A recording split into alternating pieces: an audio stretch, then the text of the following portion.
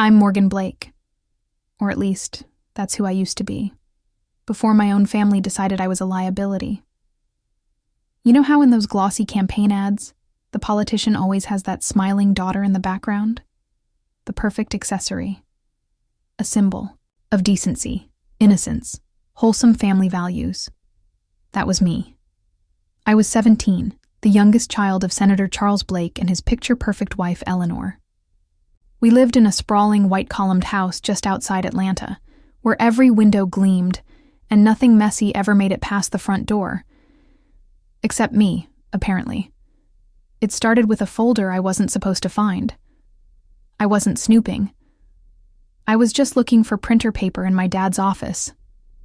The folder had a name scribbled on the front, Jenna Roth, a local girl who'd taken her own life 6 months earlier. My dad had spoken at her vigil, comforted her mother in front of cameras. Inside the folder were texts, statements, a ledger. It didn't take long to piece it together. Jenna had threatened to go public with information about how the Blake Foundation was misusing funds. My dad's campaign was funneling money through it. When Jenna refused to stay quiet, they destroyed her credibility. And then, she was gone. And there, on one of the pages, was a line in my mother's handwriting. Contain it. Silence. If necessary. I felt like I was going to throw up. I made the mistake of confronting them. That night at dinner, I waited until the plates were cleared and Andrew had left the room.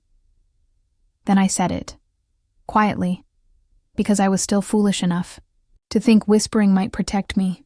I know about Jenna Roth. I found the files. Silence. Then my mother set down her wine glass. She didn't ask what I meant. She didn't deny it. She just looked at my father, and he nodded. I was sent to bed early. No yelling, no threats. Just a kiss on the forehead and a soft, "You're tired, sweetheart. We'll talk tomorrow." But I didn't wake up in my bed. I woke up somewhere else, somewhere cold and unfamiliar. A dimly lit room with no windows, and a thick door that locked from the outside. For a long time, I thought it was a hospital. Maybe they'd committed me. I kept calling out for a nurse, for anyone, but no one came. Then I heard Andrew's voice through the vent one afternoon. He was above me, talking on the phone. "She's safe," he said. "She's detoxing. It's for her own good." That's when I knew. They didn't send me away. They locked me in the basement, and they told the world I was in rehab. The room was furnished like a studio apartment.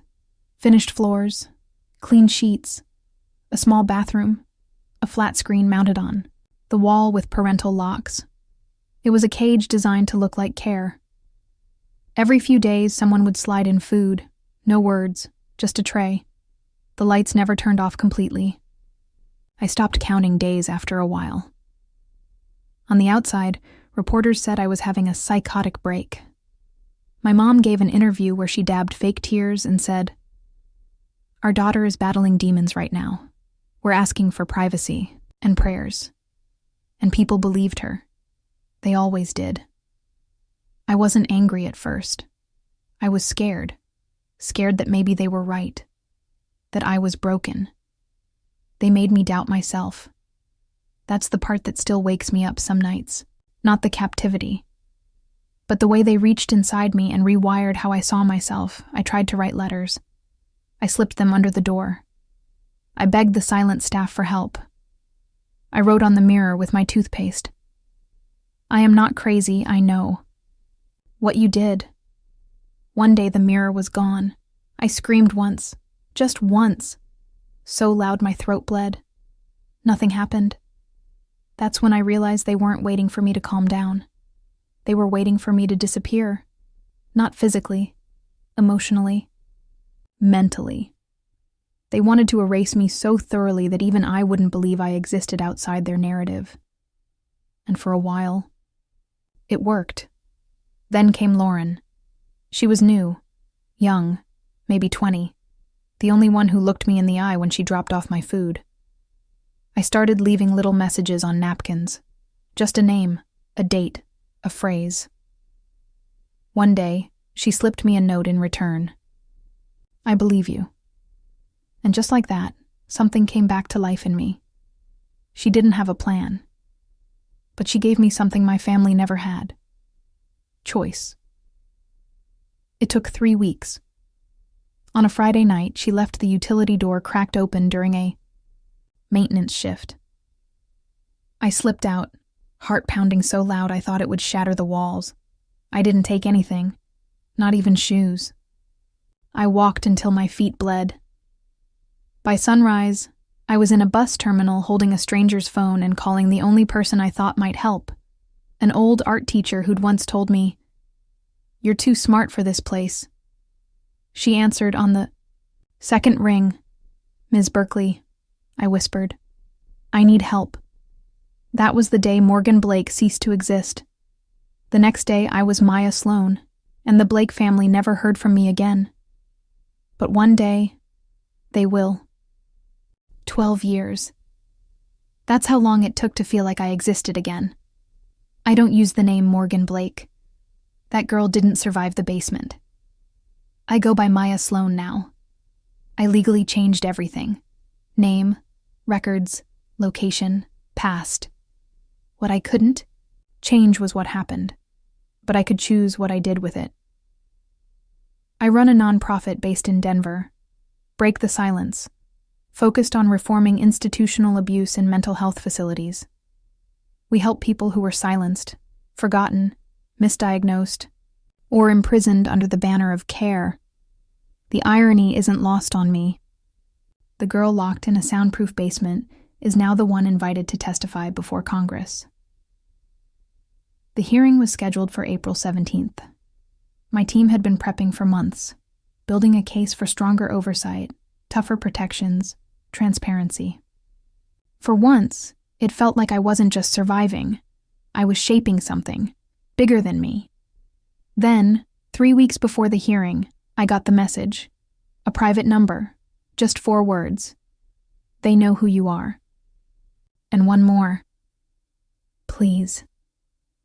It was from Andrew, the brother who watched them lock me away and said nothing. The brother who gave press interviews asking for space during Morgan's difficult journey. My stomach turned. I hadn't heard his voice in over a decade. I hadn't wanted to. I didn't respond. Not at first. But then came the email. This time, from a burner account. Attached were screenshots of internal emails, messages between board members of the Blake Family Youth Initiative, a so-called charity run by my parents. They were under investigation for fraud. Again. And someone had connected the dots. They knew Maya Sloan was really Morgan Blake. This wasn't about family. This was about damage control. They didn't want me back. They wanted me quiet. The next day, my assistant James knocked lightly on my office door. He held out a sleek cream envelope, his face unreadable. "It's from a DC law firm," he said. "Urgent."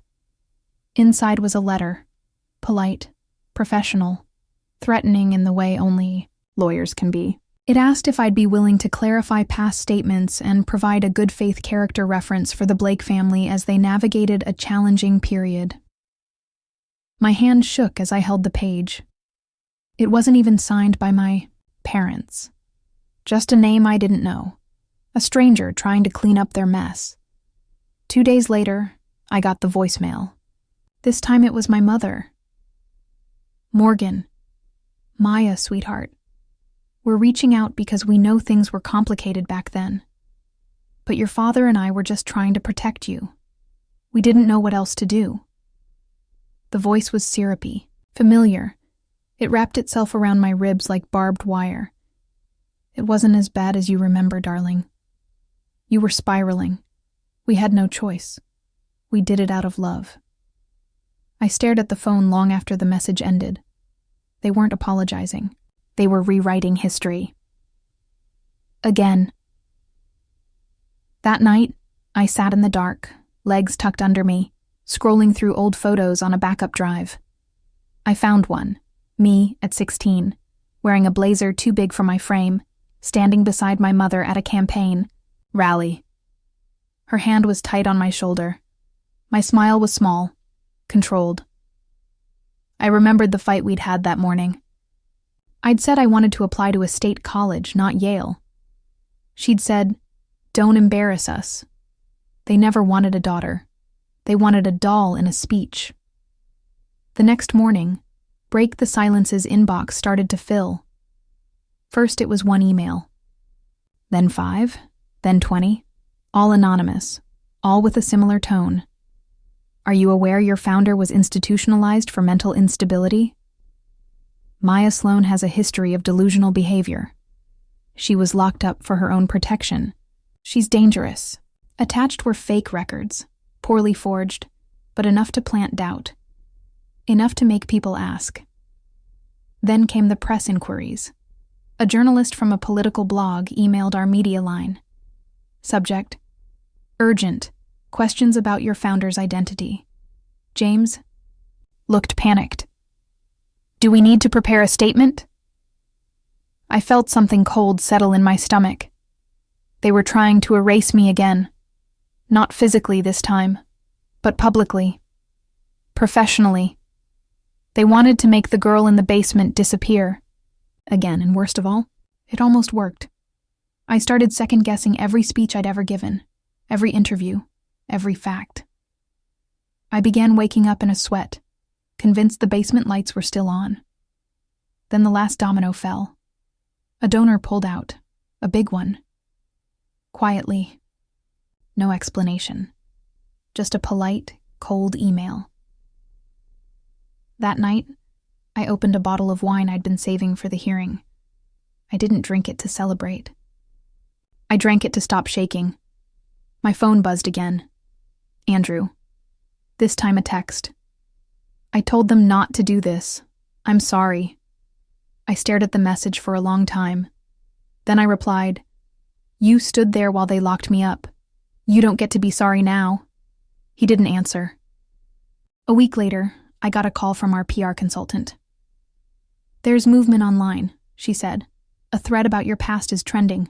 Some of it's getting traction. What kind of traction? I asked. A senator's office retweeted it.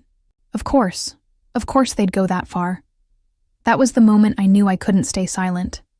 They wanted me invisible. I'd make myself undeniable. I didn't respond to their lawyer.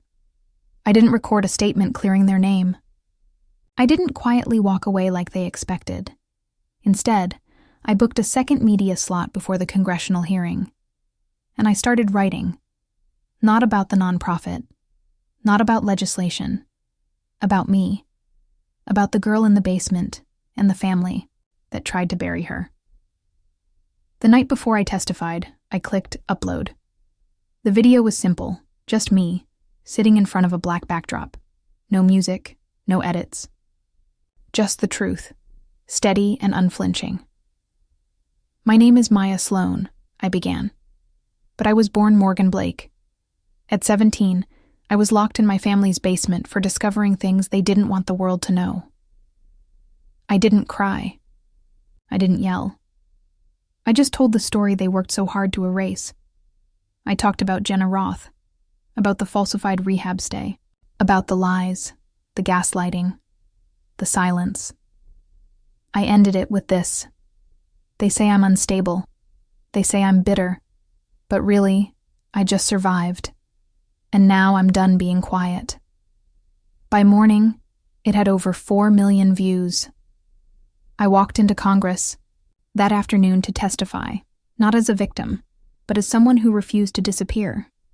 I told them what institutions can do when no one is watching, how mental health treatment can be used as a weapon, and how families like mine depend on public silence to keep their power. The hearing ended with a standing ovation. The next day, my parents filed a defamation lawsuit. Of course they did. They claimed I was lying for fame, that the journal found in the floorboards of the basement had been forged, that the former staff member who'd come forward Lauren, the one who helped me escape, was manipulated by me. They even called her unstable, too. They always recycled the same playbook. The press had a field day. Senator's daughter accuses family of locking her away. Hero or liar? The Maya Sloan scandal. My nonprofit's inbox exploded. Some donors paused support, afraid of the spotlight, but twice as many came in behind them. People who'd never been heard before. People like me. The courtroom felt colder than I expected. My mother sat in the front row, immaculate as ever, pearls at her neck like armor. My father didn't speak, just stared. Andrew wasn't there. My lawyer read excerpts from my journal. Lauren testified in person. I saw the door lock from the outside, she said. I left the food. I saw the security feed. She wasn't in rehab. She was being held. It was surreal, watching my truth unfold through someone else's voice. When the verdict came, I didn't flinch. Not guilty. No damages. Owed. Claims substantiated. I walked out into a sea of flashing cameras and microphones, and that's when she came toward me. My mother. Eleanor Blake. The woman who once said, "Don't embarrass us." Her voice cracked like porcelain. "Morgan, please. Don't destroy us. We're still your family." I looked her in the eye. For the first time, I saw her, not as the sculpted socialite or calculating handler, just a woman standing in the wreckage of her own lies. "You destroyed me," I said. My voice didn't shake. "I'm just telling the truth." She opened her mouth to say something else, but I turned away before she could. I wasn't interested in her version anymore. That night, donations poured in to break the silence faster than we could process them. The public had made their choice. They believed me. I bought a house a few weeks later. Not a mansion, not a penthouse. A small, bright place in the foothills with a sunroom. It's quiet. No one tells me to smile there. There are no locks on the inside doors. I filled the sunroom with plants, ivy, succulents, orchids, things that thrive even after being neglected. I named one of them Jenna. She would have been 29 this year. As the sun set through the windows, I picked up my phone and scrolled until I found Lauren's contact. "Dinner this weekend? My treat. I owe you everything." Her response came instantly. "Only if we do Mexican, and I'm ordering extra queso." I smiled. For the first time in years, I meant it. They tried to erase me. They tried to bury the truth, but I planted it instead, and it bloomed.